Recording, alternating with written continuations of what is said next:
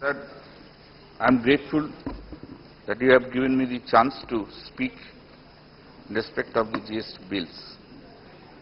Sir, West Bengal fought hard to preserve and protect cooperative federalism in the process of the formulation of GST. It also fought uncompromisingly on fiscal autonomy of all states of the nation on matters of GST. This was the hallmark of West Bengal that is so visible in many parts of the bills presented to us in the Parliament.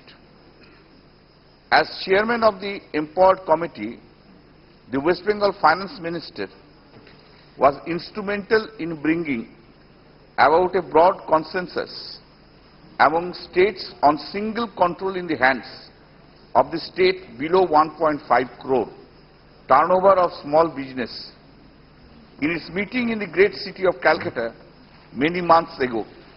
And I believe the Honorable Union Finance Minister, Mr. Jetli, was a witness to this consensus among states that had not been seen even before. Such was the seminal role played by West Bengal in protecting cooperative federalism and fiscal autonomy of the states at many such occasions in the course of formulation of this GST bill.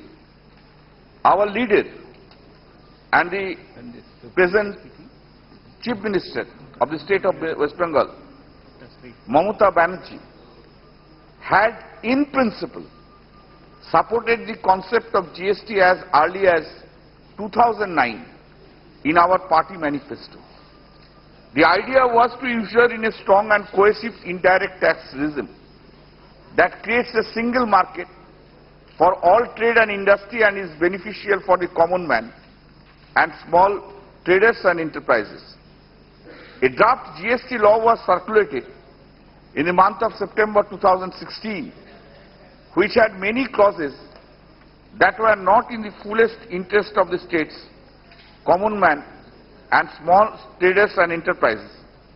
But through the deliberations of the GST Council, a number of ideas were thrashed out, and I believe West Bengal engaged uncompromisingly in a spirit of cooperative federalism and fiscal autonomy of the states.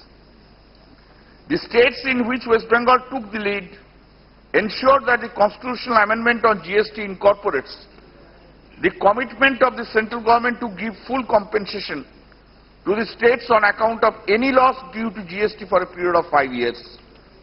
The Compensation Act has also been designed keeping in mind the constitutional mandate of the 122nd Amendment of the Constitution, and this will ensure that no state in the country will suffer any financial loss due to GST. Our state has always stood up for the marginalized and needy, small traders and manufacturers who provide the bulk of the employment in the industrial sector have been given due regard in the new GST law. In this spirit, West Bengal pushed hard for the GST threshold to be raised to rupees 20 lakhs turnover so that small and teeny business are kept out of the purview of the GST. A composition scheme has also been offered for small traders and even manufacturers up to an annual turnover of rupees 50 lakhs.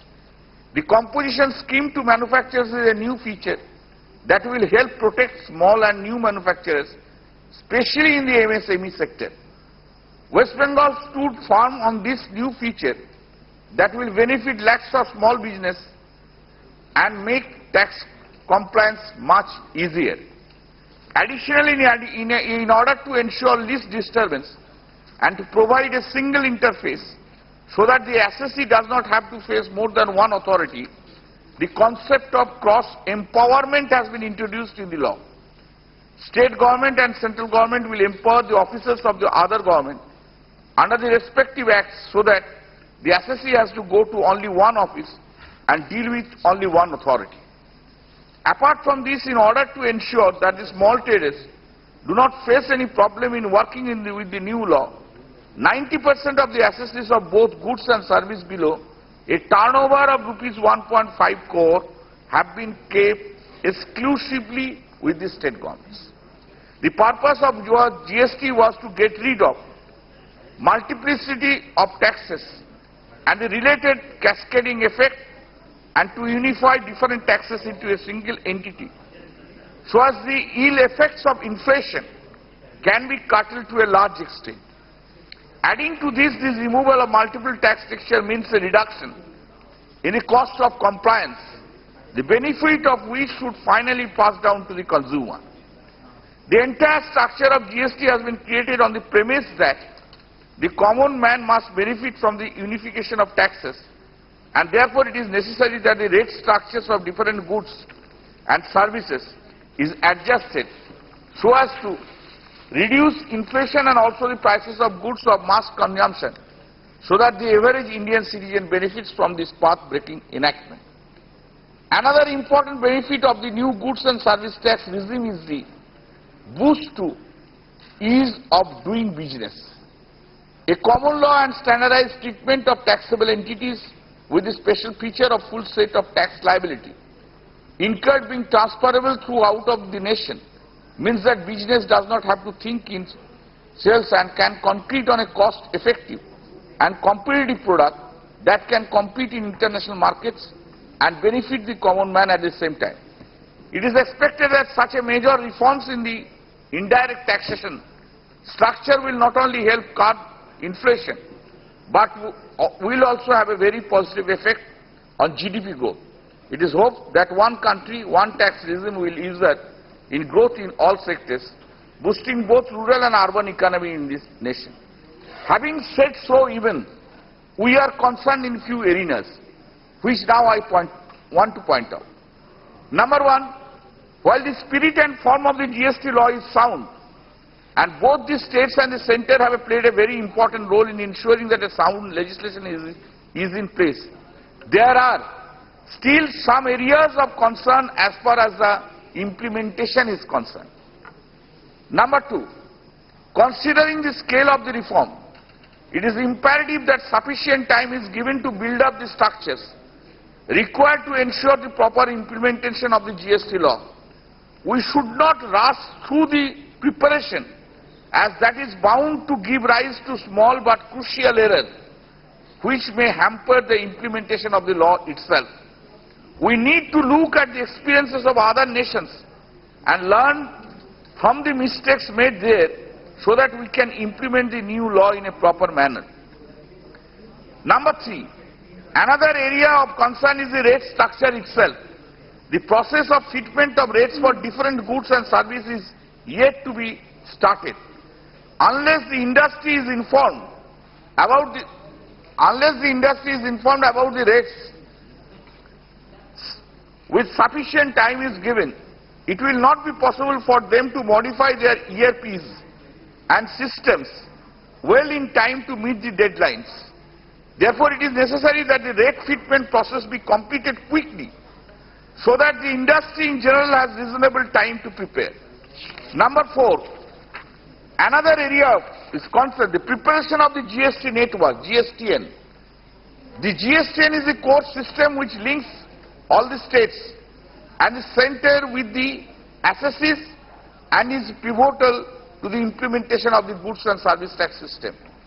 This is one system that cannot afford to fail, as its failure will lead to a collapse of the entire indirect tax system of the nation. Therefore, it is necessary to get all the modules of the GSTN prepared and tested as quickly as possible, so that the assessee and the industries have enough time to train up their personnel and gear up their systems. A completely e-based indirect taxation system means that even the smallest player has to be on board, without which the ITC chain and linkage will be lost. The small business must be given adequate time to adapt themselves to this completely new system. In this given situation, it is a complex fiscal reforms. These reforms, there are complexities there. state and center together in a federal polity must take appropriate quantum of time which will be sustainable and successful. I will be having a request to the Honorable Finance Minister through you, sir, that we should not rush for this. Hurriedly rush. Look into this again. Whether defects are there, it should be looked into. Please do not rush. Bring it. You are having a time. 1st July is not the ending. 1st September is also there. Up to 1st September you can get the time. Therefore you are having time now.